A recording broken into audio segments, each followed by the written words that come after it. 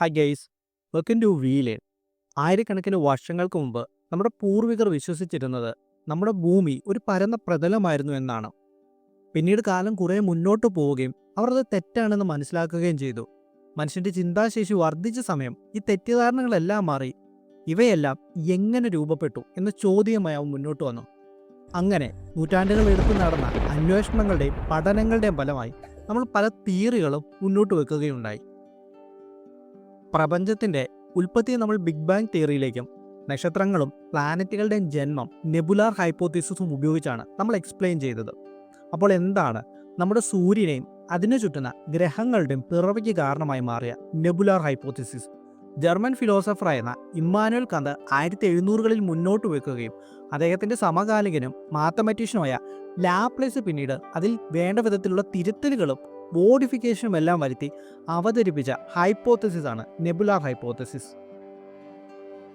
ഇതനുസരിച്ച് നമുക്ക് ചുറ്റും കാണുന്ന നക്ഷത്രങ്ങളും ഗ്രഹങ്ങളും ആസ്ട്രോയിഡുകളും എല്ലാം രൂപം കൊള്ളുന്നത് നെബുലാർ ക്ലൗഡുകളിൽ നിന്നാണെന്നും ഗ്രഹങ്ങളും ആസ്ട്രോയിഡുകളും എല്ലാം രൂപം കൊള്ളുന്നതിന് ആയിരക്കണക്കിന് വർഷങ്ങൾക്ക് മുമ്പ് തന്നെ അതിന്റെ സൂര്യൻ ജന്മമെടുത്തിട്ടുണ്ടായിരിക്കുമെന്നും പറഞ്ഞു വെക്കുന്നു.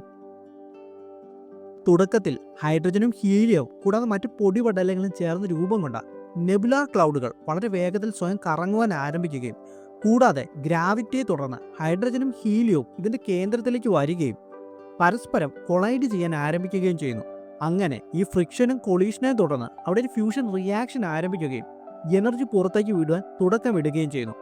അങ്ങനെ ഈ ഒരു പ്രോസസ്സ് തുടർന്ന് പോരുകയും ഹൈഡ്രജനും ഹീലിയവും നെബുലാർ ക്ലൗഡുകളുടെ കേന്ദ്രഭാഗത്തിൽ എത്തിച്ചേരുകയും സൂര്യൻ പതിയെ ജന്മമെടുക്കുകയുമാണ് ചെയ്യുന്നത്. ഇവിടെ ഹൈഡ്രജനും ഹീലിയവും ഇതിന്റെ കേന്ദ്രത്തിലേക്ക് വരുന്നതിന് പിന്നിൽ ചില കാരണങ്ങളുണ്ട്. അതായത് നെബുലാർ ക്ലൗഡുകളുടെ 98% ലൈറ്റർ എലമെന്റുകളായ ഹൈഡ്രജനും ഹീലിയവുമാണ്. ഗ്രാവിറ്റിയെ തുടർന്ന് ഈ ലൈറ്റർ പാർട്ടികൾ ഇവിടെ അക്യുമുലേറ്റ് ചെയ്യുകയും ഇൻവേർഡ് ഗ്യാദർ ചെയ്യുകയുമാണ് ചെയ്യുന്നത്. കൂടാതെ ഇവിടെ സെൻട്രിപെറ്റൽ ഫോഴ്സ് ഗ്രാവിറ്റേഷണൽ പുള്ളിനെ കൗണ്ടറാക്ട് ചെയ്യുകയും ചെയ്യും. ഇതിന്റെ കേന്ദ്രഭാഗത്ത് ഇന്നർ നെബുല ഭാഗങ്ങളിൽ ഒരു പ്രോട്ടോസ്റ്റാർ രൂപം കൊള്ളുന്ന സമയം അതികഠിനമായ താപനിലയിലേക്കും സ്ഥിതി ചെയ്യുക. ഇതിനെ തുടർന്ന് ഹെവിയർ മെറ്റീരിയലുകളായിട്ടുള്ള മെറ്റൽസ്, സിലിക്കേറ്റ്സ് കണ്ടൻസ് ചെയ്ത് സോളിഡ് പാർട്ടികളായി മാറാൻ സാധിക്കുമെങ്കിലും ലൈറ്ററും വോളറ്റൈലുമായിട്ടുള്ള കോമ്പൗണ്ടുകൾ ജലം, മീഥേൻ, അമോണിയ പോലുള്ളവ വാതക അവസ്ഥയിലായിരിക്കും കാണപ്പെടുക. ഇവ സോളാർ വിൻഡുകളുടെ പ്രഷറിലും കൂടാതെ റേഡിയേഷനും മറ്റ് ഫിനോമിനലുകളും തുടർന്ന് ഔട്ട്വേർഡ് ഡയറക്ഷനിൽ പുഷ് ചെയ്യപ്പെടുകയും ചെയ്യും. നമ്മൾ സോളാർ സിസ്റ്റം പരിശോധിക്കുകയാണെങ്കിൽ സൂര്യനോട് ചേർന്നുള്ള ഗ്രഹങ്ങൾ റോക്കി പ്ലാനറ്റുകളായിരിക്കും. മെർക്കുറി, വീനസ്, എർത്ത്, മാസ് അങ്ങനെ.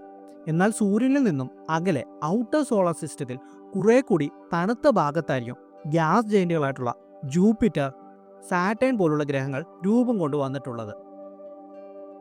അതായത് ഒരിക്കലൊരു പ്രോട്ടോസ്റ്റാർ രൂപം കൊണ്ടതിന് ശേഷം ബാക്കി വരുന്ന ഗ്യാസ്, ഡസ്റ്റ്, മറ്റ് പൊടി പടലങ്ങൾ ചേർന്ന് ഒരു ഡിസ്ക് ഷേപ്പിൽ ഒരേ ദിശയിലേക്ക് ഇതിനെ വലം വെക്കുകയും ഒരു പ്രോട്ടോപ്ലാനറ്റ് ഡിസ്ക് രൂപം കൊള്ളുകയും ചെയ്യും.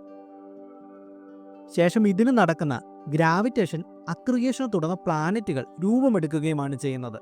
അതായത് ചെറിയ പൊടിപടലങ്ങൾ ഗ്രാവിറ്റി, കൊളീഷൻ, ഇലക്ട്രോസ്റ്റാറ്റിക് ഫോഴ്സ് തുടങ്ങിയ പ്രവർത്തനങ്ങളെ തുടർന്ന് അക്യുമുലേറ്റ് ചെയ്യുകയും തുടർച്ചയായി നടക്കുന്ന ഗ്രാവിറ്റേഷണൽ അക്രിയേഷനെ തുടർന്ന് ഏതാനും കുറച്ച് കിലോമീറ്ററുകൾ മാത്രം വരുന്ന പ്ലാനറ്റ് സിമൽസ് രൂപം കൊള്ളുകയും ശേഷം നിരന്തരമായി നടക്കുന്ന ഈ പ്രക്രിയയെ തുടർന്ന് അതതിൻ്റെ പാതയിലുള്ള മറ്റ് പൊടിപടലങ്ങളെ ഇതിലേക്ക് ആകർഷിക്കുകയും അക്യുമുലേറ്റ് ചെയ്യുകയും ഇങ്ങനെ നിരന്തരമായി നടക്കുന്ന പ്രക്രിയയെ തുടർന്നിട്ട് ഗ്രഹങ്ങൾ രൂപമെടുക്കുകയുമാണ് ചെയ്യുന്നത്.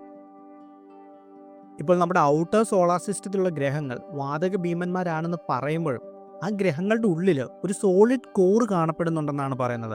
അതായത് പ്ലാനറ്റ് സിമൽസ് അവിടെയും രൂപപ്പെട്ടു വന്നു. അതിനെ തുടർന്ന് പിന്നീട് നടന്ന അക്യുമുലേഷനെ തുടർന്നിട്ടാണ് ഈ വാതക ഭീമന്മാർ രൂപം കൊണ്ടുവന്നത് എന്നാണ് ശാസ്ത്രലോകം പറയുന്നത്. ഓക്കെ, അപ്പം ഇത് വളരെ സിമ്പിളായിട്ടുള്ളൊരു എക്സ്പ്ലനേഷനാണ്.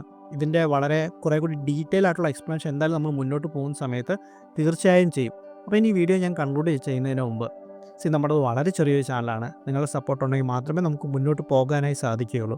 ആരെങ്കിലും ചാനൽ സബ്സ്ക്രൈബ് ചെയ്തിട്ടില്ലെങ്കിൽ സബ്സ്ക്രൈബ് ചെയ്യണമെന്നും വീഡിയോയിൽ എന്തെങ്കിലും പോരായ്മകളുണ്ടെങ്കിൽ തീർച്ചയായിട്ടും അത് പറയണമെന്നും ഞാൻ നിങ്ങളുടെ അടുത്ത് റിക്വസ്റ്റ് ചെയ്യണം. Okay, Tata, bye bye. നമുക്ക് അടുത്തൊരു വീഡിയോയിലൂടെ കാണാം. യഥാർത്ഥത്തിൽ നിങ്ങൾക്കറിയാം, നമ്മുടെ ഈ ചാനൽ സ്റ്റാർട്ട് ചെയ്തത് സിവിൽ സർവീസിന് പ്രിപ്പയർ ചെയ്യുന്ന കുട്ടികൾക്ക് ഒരു ഫൗണ്ടേഷൻ കൊടുക്കുക എന്നുള്ള രീതിയിലായിരുന്നു. പിന്നീട് ലേറ്റർ നമ്മൾ മുന്നോട്ട് പോവുകയും ജോഗ്രഫിയിലേക്ക് കടന്ന സമയം കുറേ കൂടി ഡീറ്റെയിൽ ആയിട്ട് തന്നെ നമുക്ക് ടോപ്പിക്കുകൾ ചെയ്യേണ്ടതായിട്ട് വന്നു. അപ്പോൾ അങ്ങനെ ടോപ്പിക്കുകൾ നമ്മൾ ഡീറ്റെയിൽ ആയിട്ട് ചെയ്ത സമയത്ത് സിവിൽ സർവീസിന് പുറത്തുനിന്നുള്ള വലിയൊരു ഓഡിയൻസിന് നമുക്ക് കിട്ടുകയുണ്ടായി. അപ്പം ഇനി നമുക്ക് ഈ ഒരു ചാനലിൽ സിവിൽ സർവീസും അതുപോലെ തന്നെ എക്സ്പ്ലനേഷനും കൂടി മിക്സ് ചെയ്യുന്ന സമയത്ത് ഈ ഒരു ഓഡിയൻസിന് തന്നെ അത് ഭയങ്കര ബുദ്ധിമുട്ടാകും. അപ്പോൾ അതുകൊണ്ട് ഇനി മുതൽ നമുക്ക് സിവിൽ സർവീസിൻ്റെ വീഡിയോസ് ഒരു സെപ്പറേറ്റ് ചാനലായിട്ട് നമുക്ക് ചെയ്യാം. അതാകുമ്പോഴത്തേക്കും സിവിൽ സർവീസിന് പ്രിപ്പയർ ചെയ്യുന്ന കുട്ടികൾക്കും ബുദ്ധിമുട്ട് വരില്ല. അവർക്കും അതെല്ലാം കൂടി ഒരു ഓർഡറിൽ ആ ഒരു ചാനൽ അവിടെ കണ്ടോളും. അറ്റ് ദ സെയിം ടൈം തന്നെ ഈ ചാനലിൽ എക്സ്പ്ലനേഷനായിട്ടുള്ള കണ്ടൻറ്റുകൾ അത് ഇവിടെയും കണ്ടോളും.